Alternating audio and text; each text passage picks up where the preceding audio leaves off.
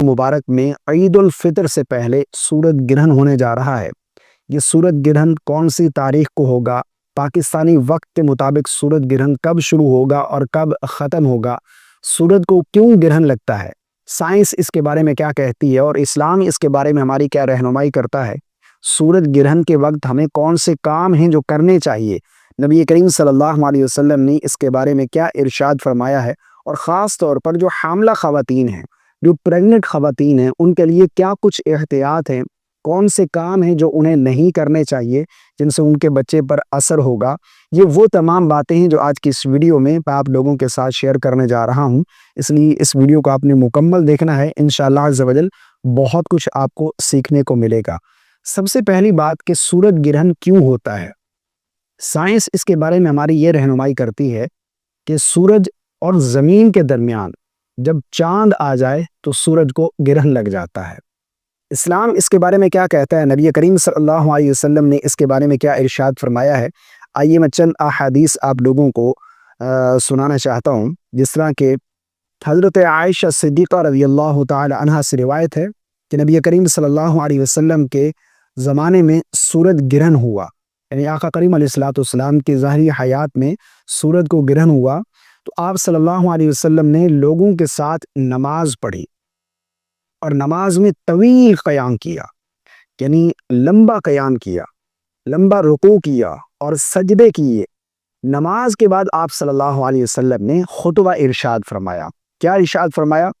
آقا کریم علیہ الصلوۃ والسلام نے ارشاد فرمایا کہ یہ آیات اللہ تعالیٰ بھیجتا ہے، یعنی یہ جو آیات یعنی سورج گرہن اور چاند گرہن یہ نشانیاں ہیں، یہ اللہ تعالیٰ بھیجتا ہے اور یہ کسی کی موت و حیات کی وجہ سے نہیں ہوتا، یعنی سورج گرہن اور چاند گرہن کسی کی موت و حیات کی وجہ سے نہیں ہوتا۔ پس جب تم ایسا دیکھو، یعنی سورج گرہن یا چاند گرہن دیکھو تو اللہ تعالیٰ کو یاد کرو، دعا مانگو، نماز پڑھو، صدقہ دو۔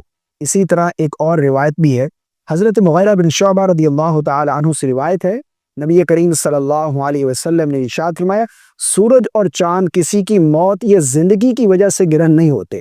آقا کریم علیہ الصلوۃ والسلام کے صاحبزادے کا جب وصال ہوا تو سورج کو گرہن لگ گیا، تو بعض لوگوں نے کہا کہ اللہ کے نبی صلی اللہ علیہ وسلم کے صاحبزادے کا وصال ہوا ہے تو اس لیے سورج کو گرہن ہوا ہے۔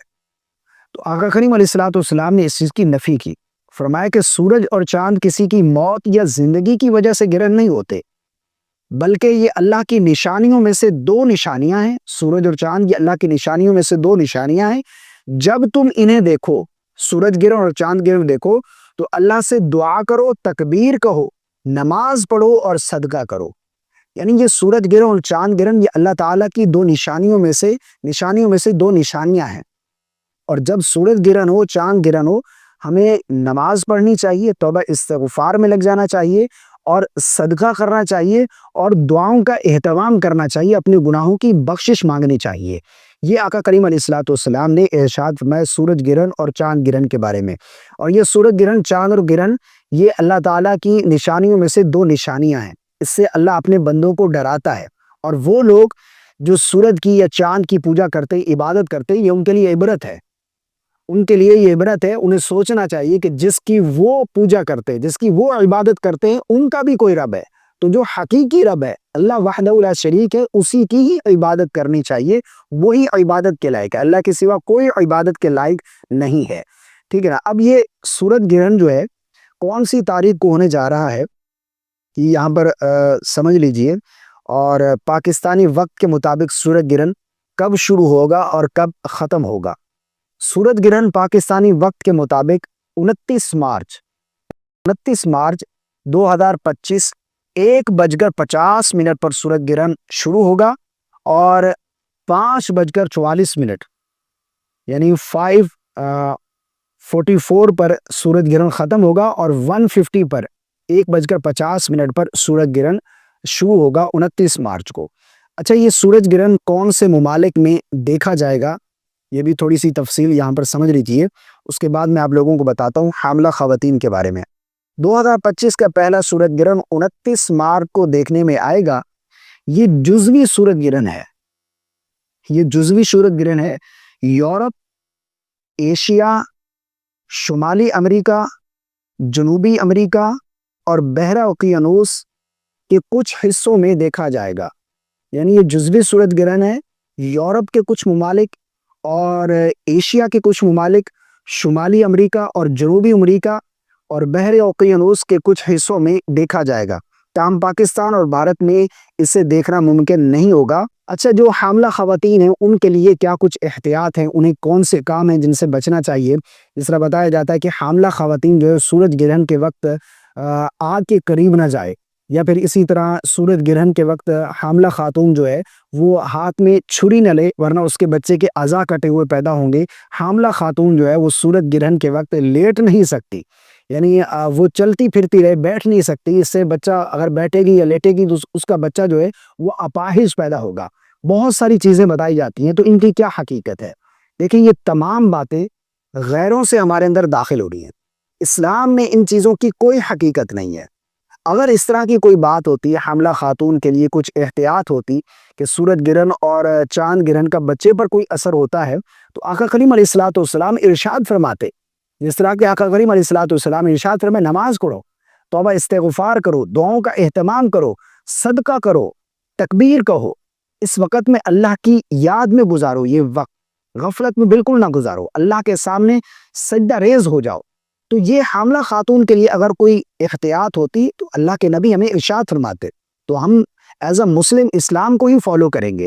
جو غیروں سے ہمارے اندر چیزیں داخل ہوئی ہیں، مجھے ایک بہت دکھ کے ساتھ ایک بات بتانی پڑ رہی ہے. جو ہماری گھر میں بوڑھی خواتین ہیں، جو بزرگ خواتین ہیں، وہ یہ تمام چیزیں جو ہے وہ لازم کر لیتی ہیں. مجھے خاتون کی کال آئی، مجھے بہن کی کال آئی، وہ بتا رہی تھی کہ میں 3.5 گھنٹے تک، پریگنیسی کے آخری ایام چل رہے تھے، اس تکلیف کے ساتھ میں 3.5 گھنٹے سورج گرہن رہا، تو میں چلتی پھرتی رہی، واک کرتی رہی، مجھے بیٹھنے نہیں دیا گیا، مجھے جو ہے وہ لیٹنے نہیں دیا گیا. میری ساس نے کہا کہ اگر تم بیٹھو گی یا لیٹو گی بچہ اپاہج پیدا ہوگا، کوئی ہاتھ میں چھری نہ پکڑو. یہ تمام چیزیں غیروں سے ہمارے اندر داخل ہوئی ہیں. اسلام میں ان چیزوں کی کوئی حقیقت نہیں ہے. اچھا، مزے کی بات، سائنس بھی اس کی نفی کرتی ہے. ڈاکٹر بھی اس کے بارے میں یہ کہتے ہیں کہ سورج گرہن اور چاند گرہن کا بچے کے ساتھ کوئی تعلق نہیں ہے. حاملہ خاتون کا اور سورج گرہن کا آپس میں کوئی تعلق نہیں ہے.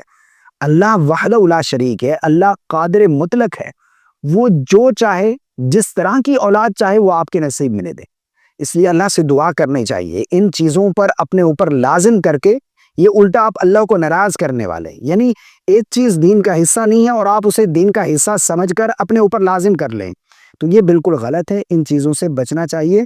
حاملہ خاتون کے لیے کوئی احتیاط نہیں ہے. ہاں، بیٹھی رہے، لیٹی رہے اور کھائے پیے، جس طرح جو کچھ کھانا پینا چاہے اس وقت صدقہ خیرات کرنا چاہیے. نماز میں اگر نماز کا وقت ہے، نماز پڑھیں، اس وقت توبہ استغفار کریں، دعاؤں کا اہتمام کریں، اللہ سے دعا کریں کہ اللہ میرا بچہ سلامت ہو، میرے بچے کو صحت عطا فرما. تو یہ تمام چیزیں کرنی چاہیے. جو کرنے والے کام ہیں وہ ہم کرتے نہیں ہیں، اور جو ہمارے اوپر لازم نہیں ہے انہیں ہم دین کا حصہ سمجھ کر رہے ہوتے ہیں.